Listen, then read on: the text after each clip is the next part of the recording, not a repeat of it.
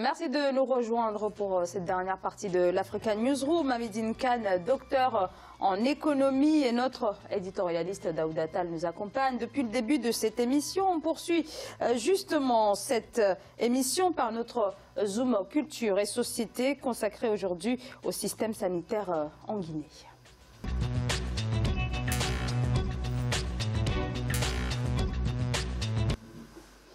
L'amélioration du système sanitaire au cœur de la politique de santé en Guinée. Le pays veut améliorer la prise en charge des malades, notamment en période d'épidémie. Pour y parvenir, il lui faut renouveler ses infrastructures. La Guinée qui tente de rebâtir le système de santé après Ebola. C'est un reportage d'Emmanuel Milimono.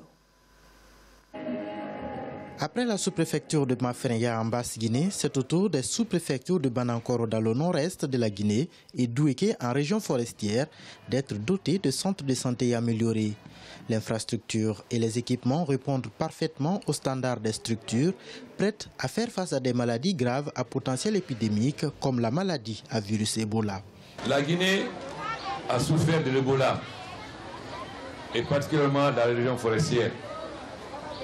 C'est pourquoi il est extrêmement important que nous fassions tout pour que la Guinée ne connaisse pas de nouveau une autre épidémie. C'est pourquoi nous sommes en train de construire des centres de santé dans toutes les sous-préfectures de Guinée. Je dis bien toutes les sous-préfectures de Guinée. Chacune de ces infrastructures est financée à hauteur de 8 milliards 200 millions de francs guinéens par la Banque saoudienne de développement. La durée de réalisation pour Banankoro et Douéké est de 10 mois. Les séquelles dévastatrices laissées par l'épidémie d'Ebola ont poussé les autorités à mieux réformer le système sanitaire dans le but de répondre efficacement à d'éventuelles menaces. Nous ne voulons plus que la Guinée souffre d'une autre épidémie comme nous avons souffert de l'Ebola, qui a été une très grande épreuve. Mais aussi, il faut que nous ne soyons plus d'autres maladies. Il ne faut pas seulement qu'on ait des médecins et des infirmiers.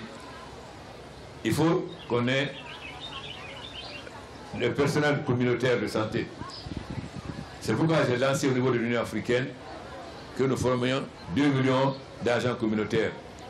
L'apparition brusque de l'épidémie d'Ebola en 2013 a mis à nu les faiblesses du système de santé en Guinée. Plus de 2500 personnes ont perdu la vie du fait du manque d'équipements adéquats ou d'infrastructures de pointe. Les leçons tirées de cette épreuve ont imposé une réforme en profondeur, d'où ce vaste programme de construction de centres de santé améliorés dans l'ensemble des sous-préfectures du pays. Donc Ebola, c'est plus de 2500 victimes en Guinée. Daouda, est-ce que l'épidémie a été favorisée par la fragilité du système sanitaire guinéen? La réponse est clairement oui, Zara, parce que vous savez, un bon système de santé fonctionne surtout avec de la prévention. Donc, on n'a pas pu avoir une bonne prévention pour éviter la maladie. En soi, la maladie peut apparaître, Ebola, et être contenue, maintenue de manière à ce qu'elle ne se propage pas. Donc là, s'il y avait un système de santé adapté avec les infrastructures qu'il faut, des laboratoires qu'il faut, figurez-vous qu'à un moment donné, les prélèvements qui étaient faits pour voir si les gens avaient Ebola, etc., il y en avait qui étaient envoyés à l'Institut Pasteur de Dakar pour être analysé. Donc ça pose quand même un problème, c'est qu'il n'y avait pas ce type d'institut en Guinée même. Bon, c'est pas que le cas de la Guinée, hein. Je pense que d'autres pays africains sont concernés également par ce manque d'infrastructures. Et autre chose, c'est bon, il y a la prévention, il y a le fait de soigner. Bien entendu, une fois que les gens sont malades, et la Guinée a fait appel à l'international pour pouvoir maîtriser la maladie, soigner ce qui était malade, etc. Donc le système de santé, pour revenir sur votre question, si le système de santé était au top, au point, je crois qu'on aurait pu limiter au moins le nombre de victimes. Mais c'est une bonne chose que le président Alpha Condé est en train de faire, c'est-à-dire construire des centres de santé améliorés dans les milieux ruraux.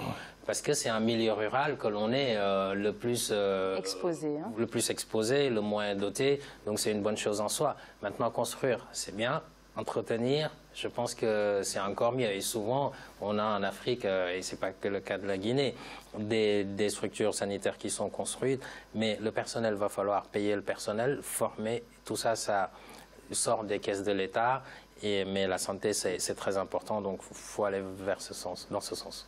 Hamidine Kane. Non, mais je pense que déjà ce qu'il promulgue, c'est une bonne chose, mais il ne faut pas qu'on en reste là. La Guinée a de très bons médecins. Mais l'état sanitaire était en déliquescence totale en Guinée. Il n'y avait pas d'assainissement. Et puis, il faudra saluer justement l'intervention très importante de Cuba. Parce que Cuba, c'est le pays qui est venu en masse, les premiers.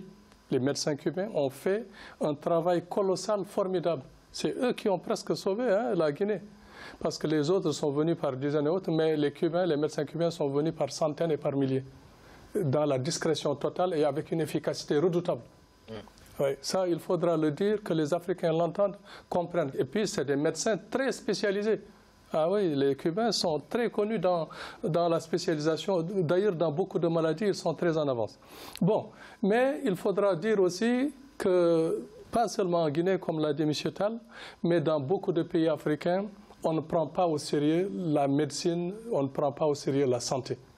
Les présidents africains ou bien les grands patrons africains, quand ils sont malades, au lieu de se soigner sur place, ils viennent en Europe pour se soigner, même pour un mal de tête. Alors que ce n'est pas normal. Les médecins qu'on forme en Afrique sont compétents.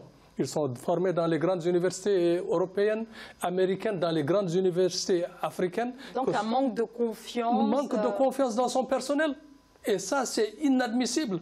Comment ça se fait que vous formez du personnel et puis vous n'avez pas confiance en votre personnel? Ce n'est pas acceptable.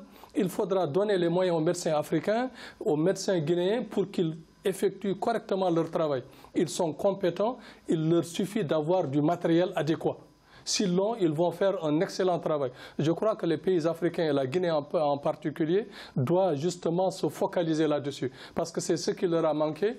Et puis, ils ne font pas de la prospective. Lorsqu'on leur a signalé qu'il y avait une zone d'Ebola dans la Guinée forestière, ils n'ont pas pris au sérieux. S'ils l'avaient encadré et puis ils avaient pris au sérieux, ça n'allait pas se propager. Ça s'est propagé dans toute la Guinée et puis dans les pays frontaliers. Et ils s'en sont pris à des pays voisins pour les accuser. Et ça, ce n'est pas normal pour un pays comme la Guinée. Ce n'est pas normal. Alors on voit donc que la Guinée tente de reprendre en main ces infrastructures, mais est-ce que ce n'est pas tout un système qu'il faudrait repenser, Daouda? Oui, c'est tout un système qu'il faudrait repenser, mais ça demande des moyens. Vous savez, surtout quand vous avez un programme avec la FMI, souvent vous êtes limité au niveau des dépenses. Et c'est tout un système qu'il faut repenser. Mais déjà, je pense qu'il y a les bases, il y a les bonnes bases du système qui est adapté. Parce que vous savez, par exemple, même au-delà de la Guinée, beaucoup de pays africains ont su adapter leur système de santé aux pathologies qui existent localement. Et aussi au personnel. Le président Alpha Condé a parlé de formation de je crois, 2 millions qu'il a proposé à l'Union africaine de personnel sanitaire. Je pense que c'est important parce qu'il y a un certain nombre de villages où vous n'avez pas de médecins.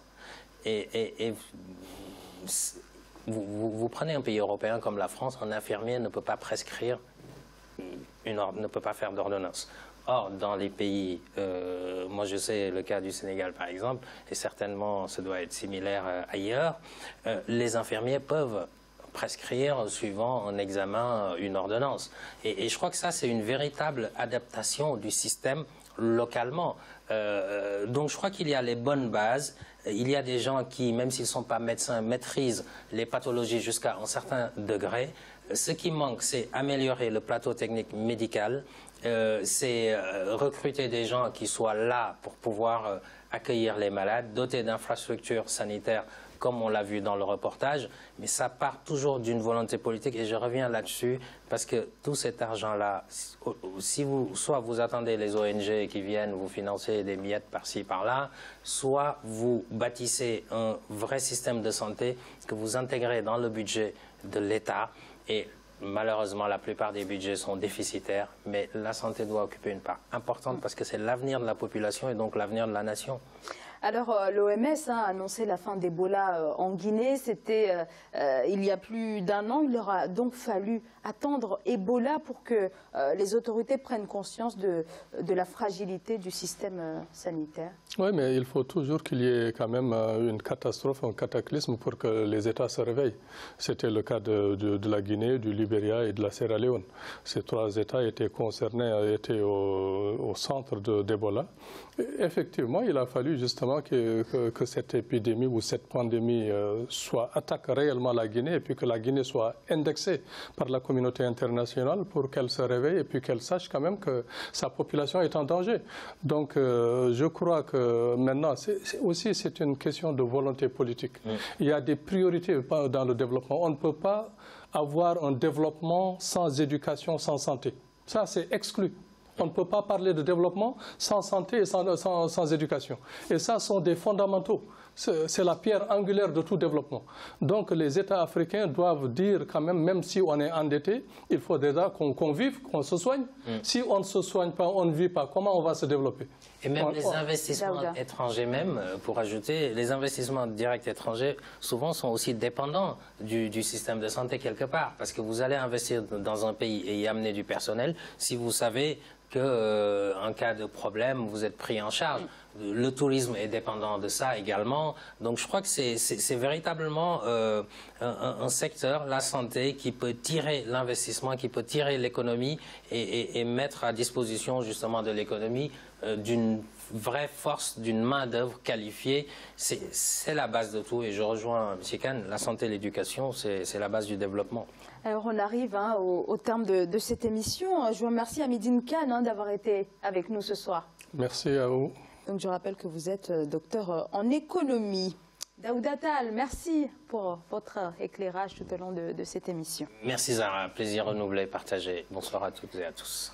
Je vous remercie également de nous avoir suivis. À demain.